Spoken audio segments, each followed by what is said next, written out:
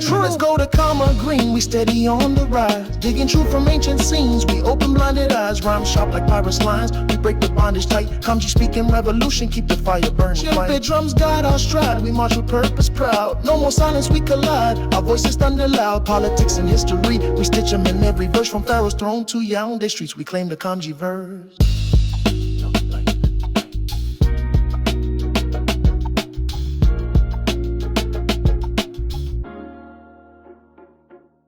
So you don't think that there's group differences on average between the races? I think, just to be clear, I think there would be group differences if you took it, like we were talking about, an American versus somebody who graduates college in Europe. There'd be tremendous differences.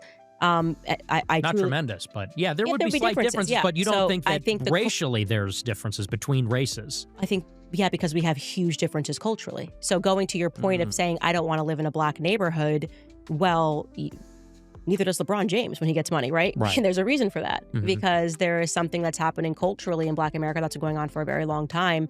But that thing, I would argue, didn't exist in... What about in Africa and Haiti? I mean, they're killing and eating each other in Africa and Haiti. Everywhere where they are, you have these problems. Yeah, I'd like to look into, and I'm pleading ignorant, but I've heard some things about what happened in Haiti and what the Clinton Foundation did there. So I think I'd have to look more into the history of Haiti to be able to push back on that at all. I don't think I agree with that. What about all of Africa then? There's not one country in sub-Saharan Africa that's successful. Not one. They're all least developed countries. They're all failed states. This kind of reminds me, and we could kind of flesh out this conversation together, and I'm not perhaps ready to have it fully, but I do remember going back to Dave Smith where he was conceding a point on, well, all of these other Middle Eastern countries, no, you wouldn't want to live there. You'd want to live in Israel.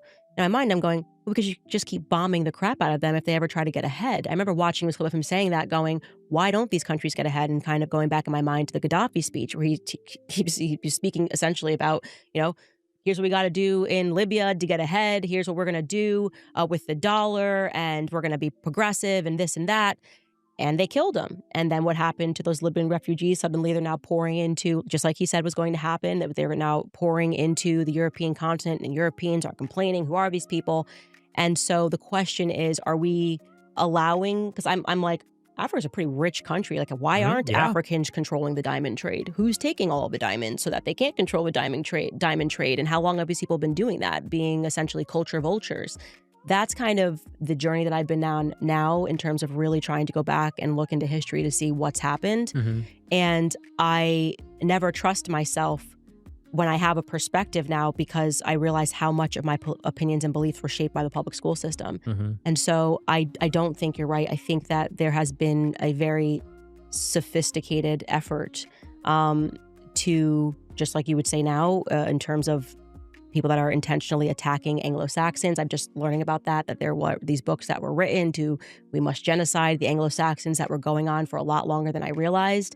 History didn't begin with World War II, but I think it would take a lot of time to kind of unpack that. Yeah. Like, are we stopping people from getting ahead just because, I don't know? That just sounds, I mean, being honest with you, that just sounds to me like a left-wing argument when they say, why don't these countries get ahead? Colonialism, you're a colonizer. It's like, okay, but when we got there, they had no development. When we got to Africa, they had no technological development. So you think that even if we weren't at war, and sure, you could say that you think that's a leftist argument. I would only push back on that because I've learned so much about just like recent history that I didn't know. But you think that the Middle East, like if we had done nothing in terms of the Middle East, that they would just be savages and just be like, America didn't do anything it doesn't set anything backwards, and you're just like bombing a place. Yeah, kind of. I think that we did set them back because when they don't have political order, it prevents development and investment and things like that. But, again, when you look at the antecedents of all these, the history didn't start, like you said, with World War II in the 20th century. There's a reason that European civilization created this enormous gap between them and everybody else. And I don't think it was that it was white supremacy or it was unfair or something like that. I think it's because Europeans are smarter. Wanted to take this time just to talk about some of the flaws and propaganda that, Nick Fuentes is promoting with regards to African culture and African civilizations. And the fact that if you look at, some of the major, most prominent Black conservatives like Thomas Sowell in their analysis of African history, it directly contradicts a lot of the racialist propaganda that Nick Fuentes is promoting. So Thomas Sowell is a seasoned conservative pundit. He would never make the clumsy mistake that Africa had no civilizations prior to Europeans, right? Because this would be very, very easy to debunk. Now, Thomas Sowell definitely does have an agenda. He is definitely a grifter when it comes to conservative politics, and he works backwards from his conclusions. But specifically, what Thomas Sowell did with his analysis of African culture, history, and civilizations is promote the idea that the various African civilizations that we have clear evidence of, the technology that they produced, the architecture and the urbanisms, they're rare from a continent-wide perspective, right? And, to put this in context, when you're dealing with a continent the size of Africa, of course, when it comes to Eurocentric historiography, most European explorers, traders, even modern academics who are not engaged in African societies, who are not aware of African orature or oral testimonies, who do not have the skills, the techniques to be able to engage in research to uncover lost memory on the African continent, of course, they're not going to have access to a lot of these storehouses of information that exist within the culture and the society itself. So Thomas Sowell, coming from a Western perspective, right, when he says that Africa lacks X, Y, and Z, he's coming from the perspective of Westerners who don't have access to the information and are not trained on how to receive it. Shout out to scholars like Dr. Jahi Issa, right, who speaks about just the necessity of having an African-centered approach when it comes to ascertaining knowledge within the Aprispora, the African continent, and the diaspora, right? So again, Thomas Sowell does not claim that African civilizations do not exist prior to Europeans. He does not claim that pre-colonial African technologies do not exist prior to Europeans. What he's claiming is that on a continent level, relatively speaking, they were rare, and that the African civilizations, the advanced and complex societies that existed, centuries and millennia prior to Europeans, enslaved their African neighbors, who, according to Thomas Sowell's estimates, were weaker than them, right? So his idea is that African civilizations enslaved their neighbors, and that chattel slavery itself is not the fault of Europeans. So again, Thomas Sowell is willing to admit that African civilizations existed, but he wants to blame slavery, right, throughout history on these African civilizations. Now, Sowell's view is evidence-based. He does document indigenous African iron and gold industries, salt production, textile manufacturing, organized states, and Black kings, right? Especially if you examine his book, Conquest and Cultures. He even speaks to advanced, naval and military technology, right? He speaks about state machinery, and these different Black kings, pre-colonial Black rulers who managed trade, right?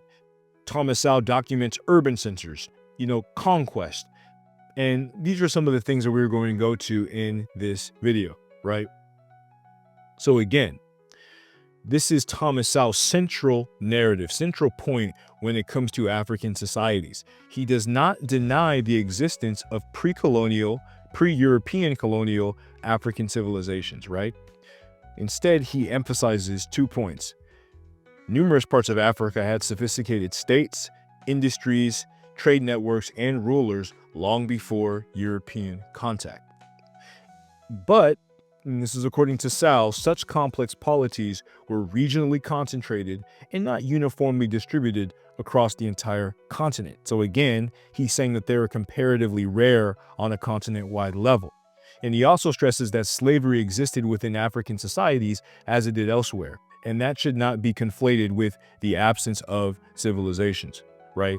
And I'm sure if you, comparatively speaking, look at the size of Europe, look at the size of Asia, and the evidence that European scholars have found with respect to, pre-colonial civilizations in Asia, in Latin America, And even the civilizations that arose in Europe. Europeans constantly have a contradiction and conflict between northern versus southern Europeans, the Mediterraneans versus the northern Nordic type of Europeans, the Slavics versus the Germans, etc., etc. So some of the same arguments, especially when it comes to the wheel, which did not come from Europe, right? Some of the same arguments used to castigate African societies could be used to castigate Europe, right? Now, again, when it comes to the metallurgical traditions, Thomas Sowell, with a specific emphasis on West Africa and particularly Nigeria, points to extensive ironworking long before Europeans arrived. And archaeology definitely supports this. Iron metallurgy existed in West Africa centuries into the BCE era, particularly among the Nok culture of modern Nigeria. With ironworking and siderolithic technologies dated to the first millennia BCE. There was a widespread usage of natural draft furnaces, bloomeries, and blacksmithing produced iron and homogeneous steel blooms for tools. And these produced weapons and trade long before European contact. Again, Thomas Sowell admits that African civilizations had advanced metallurgy, advanced iron, steel, gold was produced in Africa, particularly West Africa, centuries before European contact, right? And if we go back to the BCE era with the Nok, civilization, this would be millennia prior to European contact, right?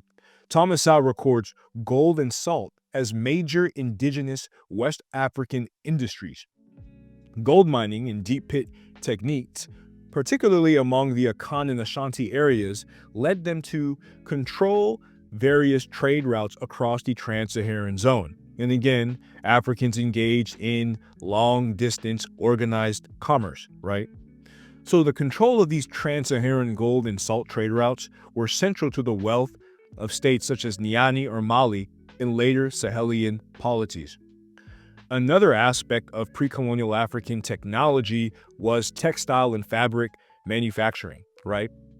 So there's a long precedent of textile and fabric manufacturing in indigenous pre-colonial African civilizations prior to European industrial imports. Thomas Sowell notes advanced cloth production in West and Central Africa. Cities like Kano were major textile centers with centuries-long weaving traditions. Much locally produced cloth circulated across West Africa, and some of it entered long-distance exchange networks that reached European traders before industrial mass imports. So again, according to Sowell's analysis, indigenous African civilizations like Kano were able to produce textile manufacturing centers and actually export their products into Europe. So again, Thomas Sowell is completely destroying Nick Fuentes' idea that technology, that civilization did not exist within pre-colonial Africa. Sowell even documents developed advanced naval technologies and military technologies. He shows how coastal and riverine polities such as Wallo or the Wolof Empire, as well as Niani or the Mali Empire, were able to use advanced shallow draft craft and riverine fleets to protect river commerce and to resist early Portuguese slave raiding. The Portuguese encountered effective resistance on the Senegambian coast in their skirmishes in the mid-15th century. So these Africans in Niani or the Mali Empire and Wallo were able to build advanced military and naval technologies to resist slave raiding. And again, this contradicts the idea that a lot of these West African empires, the great West African empires are the empires that Europeans have access to documenting, that Thomas Sowell documented, that they're all part of some type of slave agenda. Because when it comes to the analysis of, the Wallo Empire and various other West African empires like Mali, they were able to resist enslavement. They used their military technology to resist enslavement. Moving on, Sowell emphasizes that African rulers and state institutions organized taxation, diplomacy, and commerce. Major policies like Mali, Songhai, Kanem Bornu, Ashanti, Dahomey, Benin, Mossi, Yoruba, and the Hausa city-states, for example, had rulers, courts, bureaucratic or quasi-bureaucratic systems that managed trade and diplomacy, right?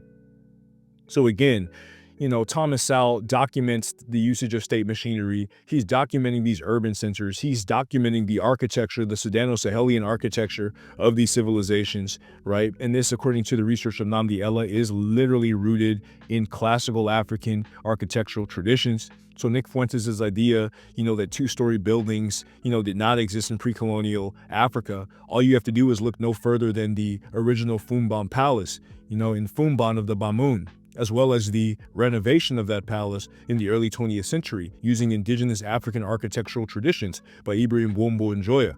All you have to do is look no further than the Great Mosque of Jen, look no further than the Tata Somba buildings or the Batamaliba Takieda buildings of West Africa, and numerous other examples of this two-story, a multi-story architecture, multi-story building systems designed by indigenous, Black people on the African continent. Right? So Sowell documents numerous civilizations in this text, right?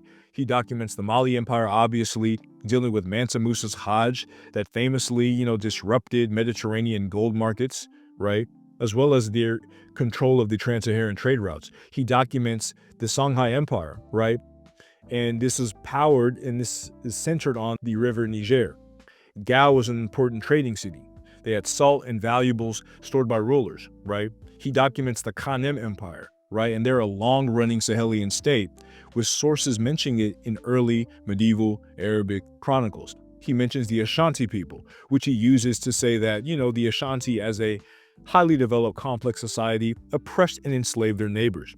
They had highly urbanism, deep pit gold mining, and organized state and revenue collection, and they played a major role in the cola trade, right? The Dahomey, he mentions they had a centralized state, extensive use of slave labor, royal merchants, and state involvement in the Atlantic economy, right? And again, the Ashanti and the Dahomey literally have their own indigenous writing system, the Medu Neter, which according to, scholars like Kovi Gomez, scholars like Theophilo Benga, Musa Lamb, is literally rooted and linked to the Medu Neter of ancient Kemen, right? So the Dahomey had their own hieroglyphic system, their own sacred writing system, right? According to Dr. Diag in the, UNESCO symposium, he literally examined the Dahomey writing as well as some of the other traditions of West Africa, like the Bambara tradition and the Ka'ador or Dogon tradition, and literally found numerous similarities between these writing systems and the writing systems of the Medu Neter.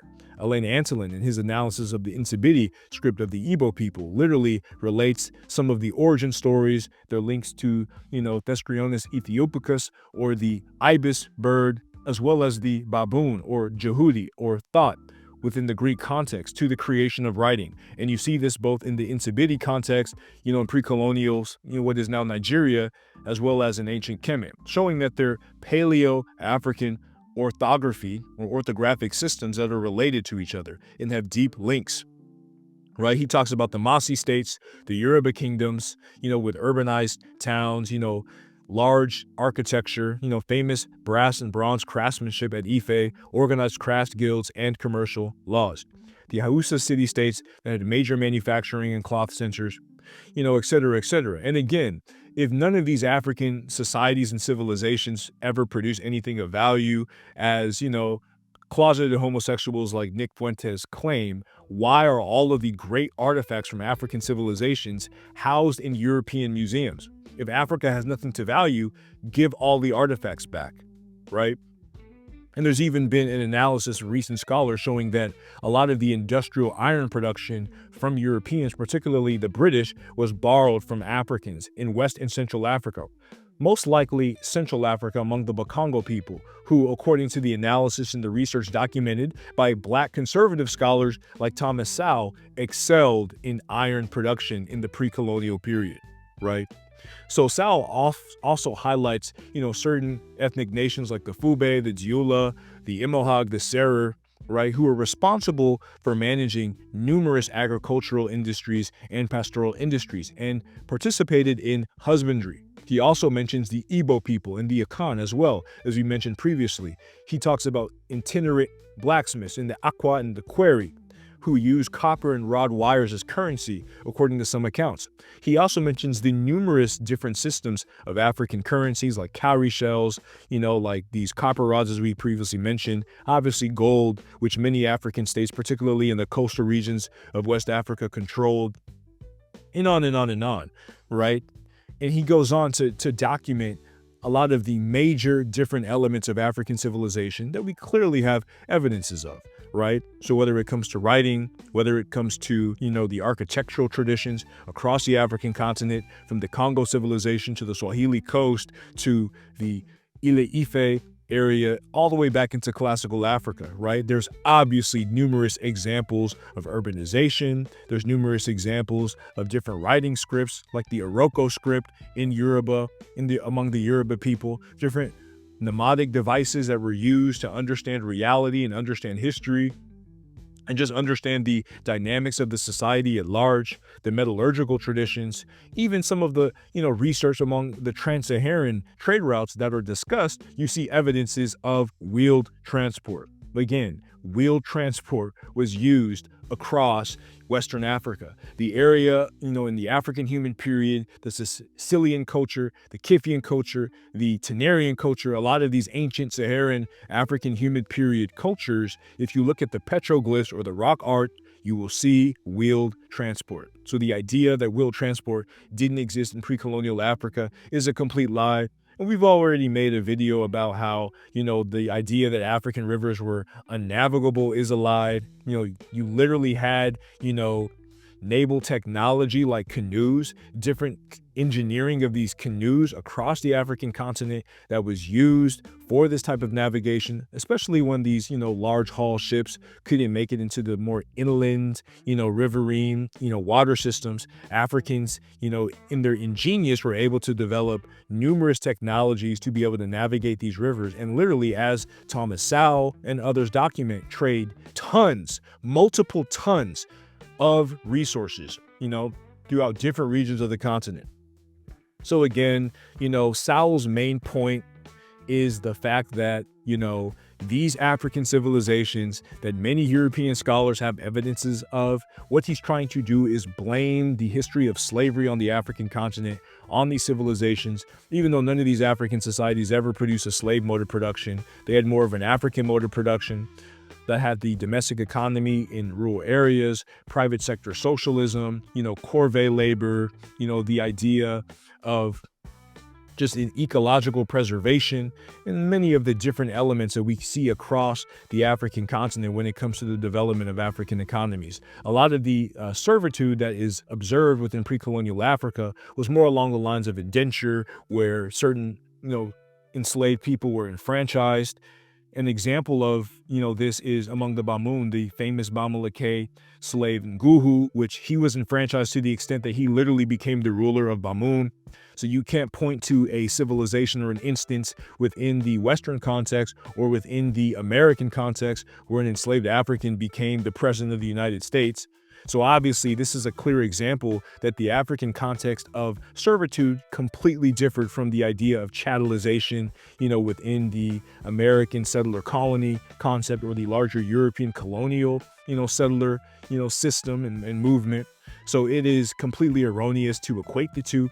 But obviously, Thomas Sowell is more seasoned than Nick Fuentes. He's not going to make these foolish claims. Not even the Catholic Church, makes these claims, because they literally dealt with the Congo Kingdom, prior to extensive European colonialism. The own church that Nick Fuentes claims doesn't even make the claim that, Africa had no civilization prior to Europeans. The fathers of the church in Athanasius, Tertullian, and Augustine of Hippo literally came from African civilizations. So this is just easy to debunk the white nationalist propaganda of Nick Fuentes. That's essentially all I have for this video. Hope to catch you on the next one. Peace. Let's go to Comma Green, we steady on the rise. Digging truth from ancient scenes, we open blinded eyes. Rhyme sharp like pirates' lines, we break the bondage tight. Kamji speaking revolution, keep the fire burning. Ship drums guide our stride, we march with purpose proud. No more silence, we collide, our voices thunder loud. Politics and history, we stitch them in every verse. From Pharaoh's throne to Yaoundé streets, we claim the Kamji verse.